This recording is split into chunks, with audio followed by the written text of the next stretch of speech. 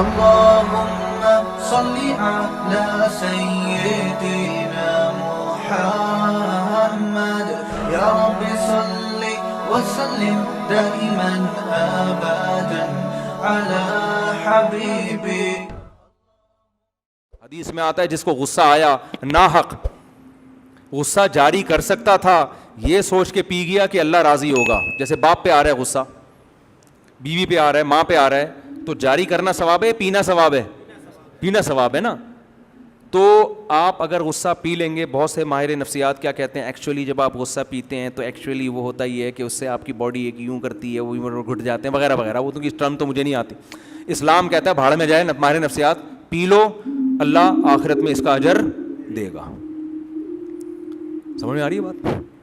ماہر نفسیات ایسے کہتے بھی نہیں, لیکن اگر کوئی کہہ رہا ہو, ماہر نفسیات بھی بعض دفعہ بیان سننے تو کہہ رہے ہیں یار ہماری واٹ لگاتے رہتے ہو بلا وجہ, تو وہ جو بھی کہتے رہیں, بالفرض اگر کسی کو مشورہ دے رہے ہوں کہ پینے سے ایکچولی یہ ہوتا ہے اور نکال دو تو انسان ٹھنڈا ہو جاتا ہے, پھر لوگ نکالنے کے لیے ہر آدمی کا نکالنے کا اسٹائل یہ نہیں دیکھ رہے ہوتے کہ غصہ نکالے گا یہ تو ٹھنڈا ہو جائے گا, اگلا گرم ہو جائے گا. پھر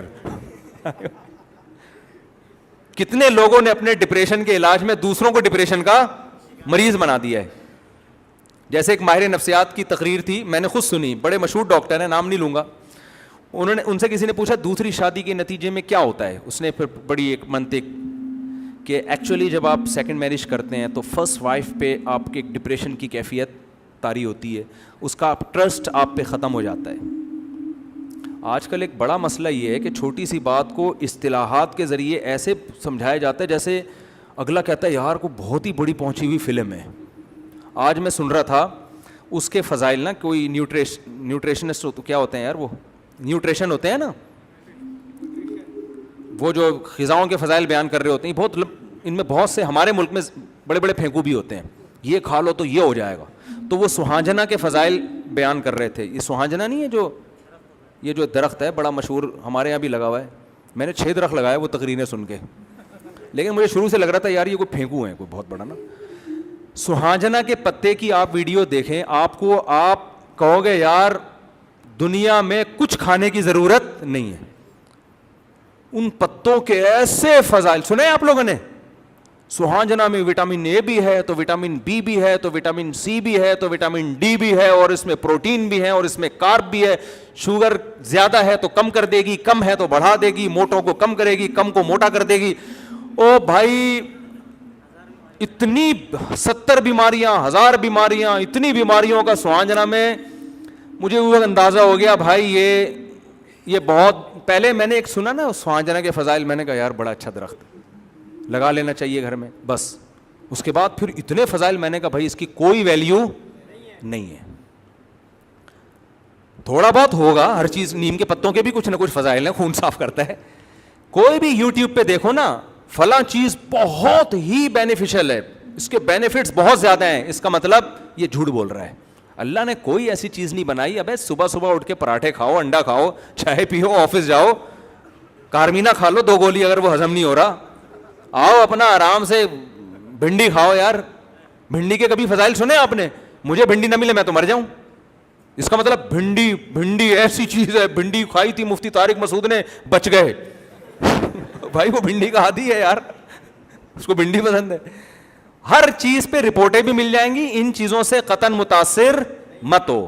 پھر میرے ایک بہت بڑے ڈاکٹر سے رابطہ ہوا, میں نے کہا یہ کیا ہے سہانجنا ایسا ہے, اس کو سونے کے پتے ہیں کیا یہ؟ انہوں نے کہا بھائی اتنی بڑی کچھ بھی نہیں ہے, یہ ہے تھوڑا بہت فائدہ ہے, اچھی چیز ہے, اتنا نہیں ہے جتنا لوگوں نے بنا لیا ہے.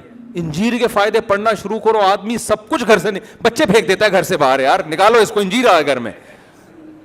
حقیقت ہے یار, سب کچھ نکلے گھر میں, صرف انجیر کا پودا ہوگا. ہر چیز ایک لمٹ ہے بھائی, انسان ہے, اللہ نے بڑی باڈی میں لچک رکھی ہوئی ہے, اور آپ کی باڈی کو جو ضرورت ہوتی ہے نا پراٹھوں سے بھی وہ نکال لے گی, وہ سمجھ رہے ہیں نا, باقی سب اس نے ویسی ویسٹیج بنا کے نکال دینا ہے. اتنا نہیں ان چیزوں کو مسلط. صحت کا تو بہت خیال کرنا چاہیے, لیکن یہ جو یوٹیوبرز ہیں نا, یہ ملے گا آپ کو, یہ ملے گا, جب 70 بیماریوں کی شفا نہیں ہوگی. 2-3 کا کہہ دیا تو ٹھیک ہے تھوڑا بہت, پھر بھی ڈاکٹر کو بتا دو کہ حضرت 2-3 ہیں, کہے گا کھا لو ٹرائی کرنے میں, 500 روپے میں اگر حور کا آپشن مل رہا ہے آپ کو, ٹھیک ہے نا, ٹرائی کر لیتے ہیں شاید مل جائے, کیا خیال ہے. یار کہاں سے کہاں چلا گیا میں، بات پتہ نہیں کیا، میں بس واقعی 4-5 منٹ میں نا بات ختم کر رہا ہوں، میرے مہمان بھی بیٹھے ہوئے، وہ بھی غصہ ہو رہے ہوں گے. تو بات یہ کہاں سے کہاں ادھر کو کدھر کو آ گئی ہے. یہ نہیں، اسلام کے علاوہ تو آپشن نہیں ہے. یہ بات یہاں، ابے نہیں یار، خیر. اچھا، اسی میں ایک اور بات آئی ہے جو موضوع سے ہٹ کر ہے. آج کل ناشتے کے بڑے فضائل بیان کیے جا رہے ہیں یوٹیوب پہ. ایک صاحب نے بھی، آج میں نے کلپ دیکھا کہ 80% ہمارے ملک میں لوگ ناشتہ نہیں کرتے، ناشتہ ہماری باڈی کے لیے اتنا ضروری. میں نے نیچے کمنٹ کر دی، میں نے کہا بات ہی جھوٹ سے شروع کی ہے. 80% لوگ ناشتہ نہیں کرتے، قوم چھوڑ سکتی ہے یہ ناشتہ؟ 99% لوگ پھوڑتے ہیں ناشتہ. کرنا تو، کرنے کا لفظ غلط ہے ان کے لیے.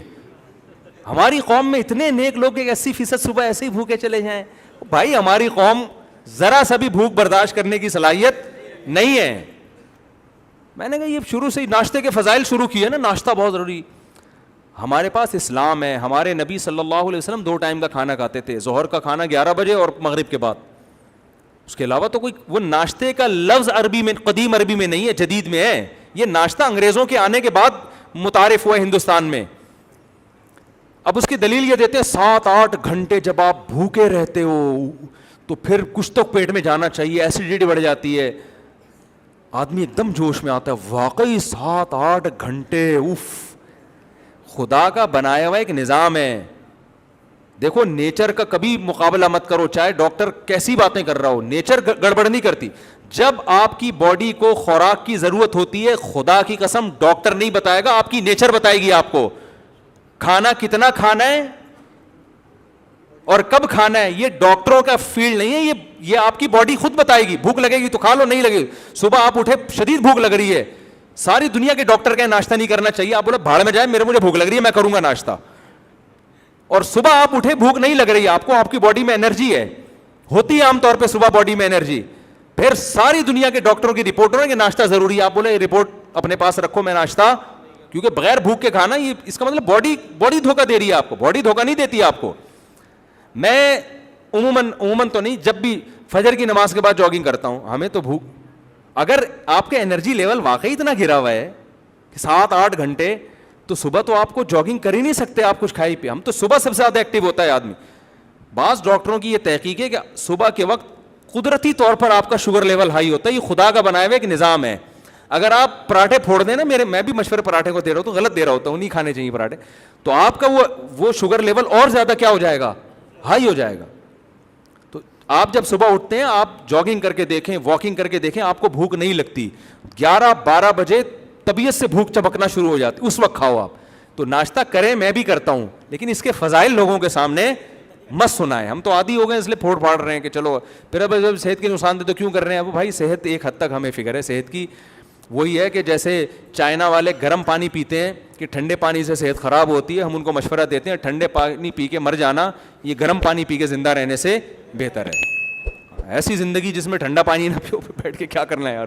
تو ہم بھی کہتے ہیں یار پراٹھے کھاتے کھاتے چلے ہیں، اللہ بچائے سب کو خیر صحت کا. تو یہ سب سے پہلے آپ کی نیچر آپ کو بتائے گی. اب جلدی سے سچی مچی میں 2 منٹ میں سمیٹ رہا ہوں، ان کو بھی بہت غصہ آ رہا ہے. سچی مچی کہ جو بات چل رہی تھی پہلے مجھے وہ بتا دیں تاکہ میں بیان کو سمیٹ کے ختم کروں.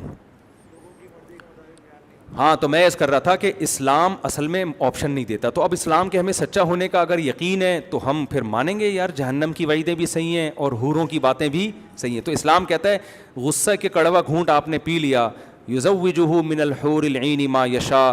اللہ تعالیٰ، اللہ کے نبی نے فرمایا، بخاری مسلم کی حدیث، جو غصہ جاری کر سکتا تھا اللہ کی خاطر پی جائے، اللہ قیامت کے دن ایک خوبصورت حور اس کے سامنے لائیں گے اور مخلوق کے سامنے اس کا نکاح اس سے پڑھائیں گے. لبرل لوگ تو مذاق اڑاتے ہیں، ہم کہتے ہیں ان تسخروا منا فانا نسخر منکم. جیسے نوح علیہ السلام کی کشتی کا مذاق اڑایا جا رہا تھا کہ بارش ہے نہیں اور آپ کشتی بنا رہے ہیں، تو نوح علیہ السلام نے کہا تم ہمارا مذاق اڑا لو، تھوڑی دیر میں ہم تمہارا مذاق اڑائیں گے. ہم کہیں گے بھائی اگر یہ اللہ کے وعدے سچے ہیں اور اللہ نے واقعی حور کا انتظام کر دیا تو ہم تم پر ہنسیں گے کہ تمہیں کس کے وعدوں پہ یقین نہیں تھا، اللہ کے وعدے. اور یہ جو لبرل لوگ ہوتے ہیں نا، کہتے ہیں یہ حوروں کی لالچ قرآن کیوں دیتا ہے. اس لیے قرآن انسان کی، مرد کی نیچر کو جانتا ہے کہ جتنا یہ 4 شادیوں پہ بیان سن کے خوش ہوتے ہیں اتنا کسی اور چیز پہ یہ خوش نہیں. یہ نیچر ہے. اسلام نے وہی بات کی ہے جو انسان کی نیچر ہے, جو آپ کے لیے واقعی تحفہ ہے. اگر اللہ تعالیٰ کہتے جو غصے کے کڑوے گھونٹ کو پیے گا قیامت کے دن اس کو میں سی اے کی ڈگری دے دوں گا, تو میں نے کیا کرنا ہے بھائی قیامت کے دن اس ڈگری کا, یا اس کو یہ مل جائے گا. بھائی یہ جو ڈگریاں حاصل کر رہے ہیں لوگ پیسے کے لیے, اور پیسے کے بعد لذتوں کے خواہش مند ہے نا, تو اللہ کہہ رہے ہیں حرام لذتیں چھوڑ دو, حلال لذتوں کا قیامت کے دن تمہارے لیے انتظام ہو جائے گا.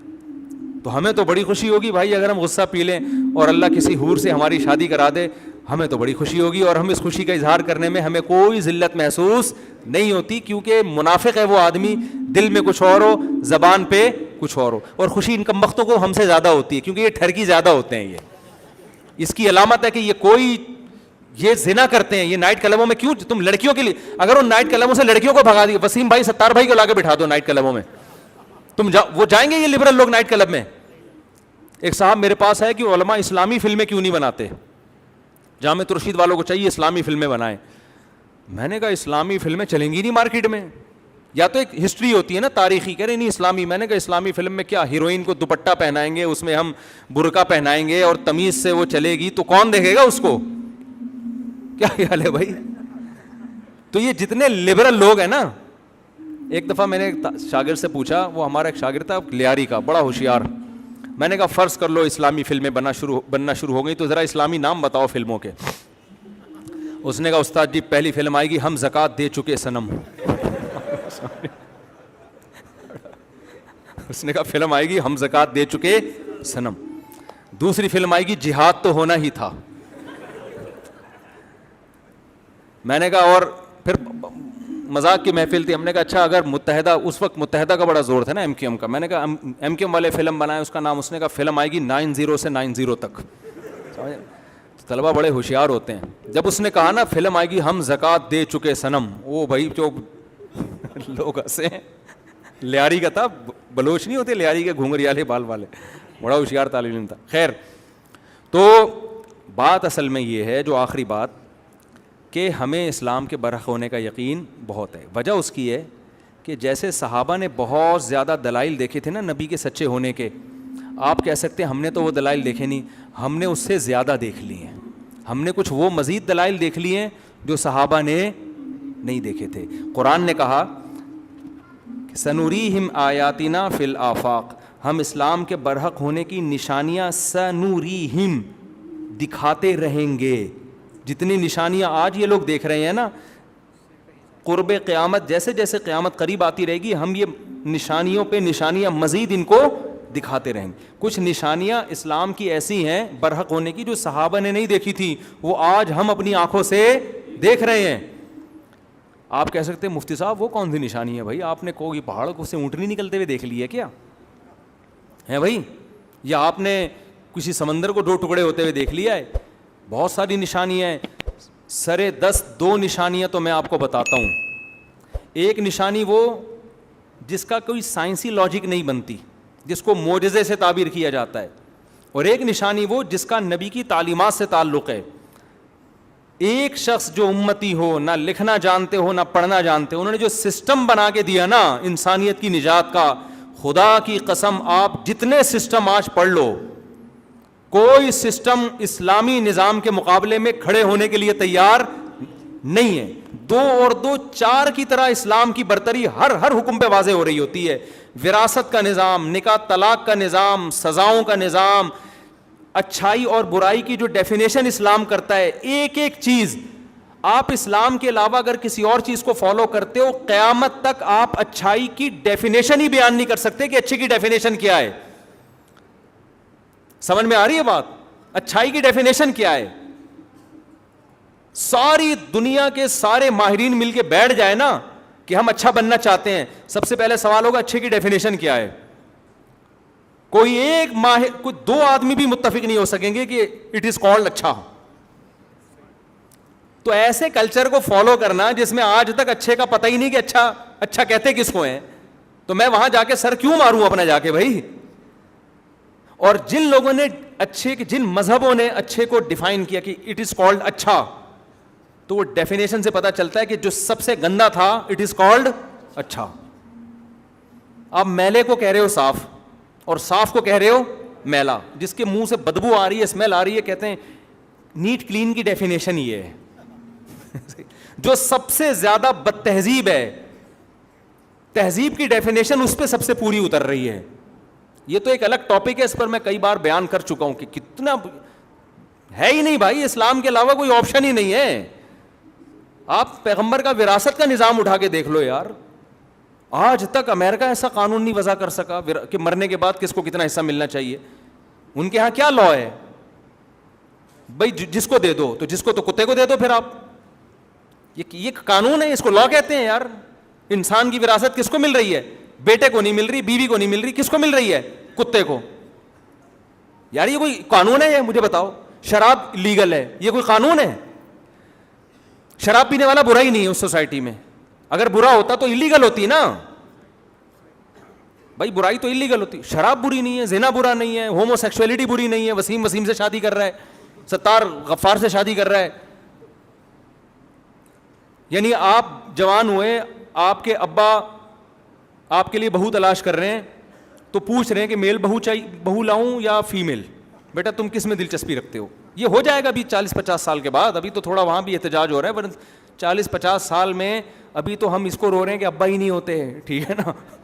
اگلی دفعہ اس سے بڑا مسئلہ کھڑا ہونے والا ہے کہ ابا نہیں ہوتے, کوئی مسئلہ نہیں ہے, اماں ہوتی ہیں. لیکن وہ اماں بیٹے سے پوچھ رہی ہوتی ہیں, بیٹا آج تیرے رشتے والے آ رہے ہیں لیکن وہ فیمیل ہیں. بیٹا کہتے ہیں نہیں, میں جو میرے رشتے, آپ کی جو بہو آئے گی وہ میل ہوگی. پھر اماں پوچھ رہی ہوں گی, بیٹا وہ جب میری بہو میل ہوگی تو مجھے کیا پتہ چلے گا کہ وہ میری بہو ہے یا تو اپنے سسر کی بہو ہے؟ داماد کون ہوگا اس میں, بہو کون ہوگی, کو پتہ چلے گا؟ عجیب سی چیزیں یار. یہ تو گدھے گھوڑے والا کام ہو گیا کہ نہیں ہو گیا؟ یہ تو میں ابھی, میرا ٹاپک نہیں ہے, ورنہ اس پہ 1 گھنٹہ بیان ہو سکتا ہے. بھائی تہذیب کی ڈیفینیشن ہی نہیں ہے, اور جن کے پاس ہے دوسرے جو مذاہب ہیں وہ غلط ہے. وہ نیچر کو اپیل نہیں کرتی, نیچر کہتی ہے بھائی یہ نہیں ہے, یہ نہیں, یہ برائی ہے یہ. تو آپ کے پاس میرے بھائی اسلام کے علاوہ کوئی بچا ہی نہیں ہے. اللہ نے 1400 سال پہلے جو مذہب آیا تھا, 1400 سال بعد وہ چیلنج کر رہا ہے. اگر پیغمبر معاذ اللہ جھوٹے نبی ہوتے, خدا کی قسم ایسا مذہب لے کر آتے کہ ایسا مذہب لا ہی نہیں سکتے تھے, وہ خود گڑ ہی نہیں سکتے تھے, جو اتنی سائنسی ترقی کے بعد بھی چیلنج کر رہا ہو کہ معاشرے کی نجات میرے سسٹم کے علاوہ کسی اور سسٹم کے پاس ہے ہی نہیں ہے. تو یہ 1400 سال پہلے یہ ممکن نہیں تھا کہ خود گڑھ لیا ہوتا اور وہ 1400 سال پہلے جناب وہ قابل عمل ہوتا, وہ یہ ہو ہی نہیں سکتا تھا. آپ 1400 سال پرانی تحریکیں اور کتابیں اٹھا کے دیکھو نا, نہ الف کا پتہ نہ بے کا پتہ. قرآن شروع ہوتا ہے الحمدللہ رب العالمین. وہ زبان سمجھی جا رہی ہے 20 ملکوں میں. یعنی ایسا دین لے کر آئے, اس دین کی حفاظت ایسی ہوئی ہے کہ وہ زبان 20 ملکوں کی زبان بنا دی اللہ تعالیٰ نے. کوئی 1400 سال پرانی زبان اس طرح سے سمجھی جا رہی ہے آج, جو جیسے عربی سمجھی جاتی ہے. یہ میں نے بیان کیا تھا, ہندوؤں نے لکھا کہ سنسکرت زبان ہے, پتہ نہیں کون, وہ بھی ہے. اٹھا کے دیکھو 1400 سال پرانی کتاب, 500 سال 200 سال پرانی انگلش آج کل گوروں کو سمجھ میں نہیں آ رہی, تو آپ دوسری زبانوں کی کہاں سے بات کر رہے ہو؟ نام باقی رہ جانا کافی نہیں ہے, زبان باقی. آج اگر محمد صلی اللہ علیہ وسلم کے والد حضرت عبداللہ دنیا میں آتے ہیں, پوری 1 گھنٹے بات کریں گے نا, کروڑوں لوگ اس بات کا ایک ایک حرف سمجھ رہے ہوں گے کہ آپ کہہ کیا رہے ہیں. سمجھ میں آ رہی ہے بات؟ 1400 اس زبان کو محفوظ کر دیا, اس کتاب کو محفوظ کر دیا, ان احادیث کو محفوظ کر دیا, اس لا کو. حفاظت کے لحاظ سے بھی کنفیوژن نہیں ہے, اور نظام آج چیلنج کر رہے کہ اس جیسا نظام دنیا میں کسی کے پاس نہیں ہے. اور کن کن شعبوں میں نبی نے تعلیمات دی ہیں. ایک ایک اسلام کے قانون کو اٹھا کے اگر آپ کمپیئر کرنا شروع کر دیں, شروع میں ہو سکتا ہے آپ کو لگے کہ یہ صحیح قانون نہیں ہے. جب آپ ڈیبیٹ کرتے ہیں نا کسی غیر مسلم سے, تو یا تو وہ ضد پہ اترے گا, یا بھاگ جائے گا, یا وہ اسلام قبول کرے گا. 3 آپشن کے علاوہ اس کے پاس کوئی آپشن نہیں ہو, کوئی ٹھہر ہی نہیں سکتا. یہ خود ایک اتنا بڑا معجزہ اسلام کا, جس کی وجہ سے ہمیں یہ کنفیوژن نہیں ہے. ہمیں جو دنیا کے کوئی کانسیپٹ ہمیں پیدائش کا مقصد ہی نہ بتاتا ہو کہ ہم پیدا کیوں ہوئے ہیں, تو وہ تو ہمیں خودکشی کی طرف لے کے جا رہا ہے. بھائی مجھے یہ نہ بتاؤ میری زندگی کا ہدف کیا ہے, تو میں تو مروں گا بالآخر کھمبے سے لٹک کے. کبھی روزانہ میرا ویژن چینج ہوگا, اور اس ہدف میں کامیاب نہیں ہوا تو میں کھمبے سے لٹکوں گا. تبھی تو لٹکتے ہیں وہ, ہر تھوڑے دن میں کوئی نہ کوئی. ہمارے یہاں ان کے کھمبے شارٹ ہیں, اتنے کھمبے ہمارے یہاں جتنے ہمارے یہاں ہیں نا, ان کے ہاں ہوتے تو ہر دوسرا آدمی لٹک رہا ہوتا. ہمارے ہاں کھمبے بھی ہول سیل کے حساب سے, ان میں کرنٹ بھی.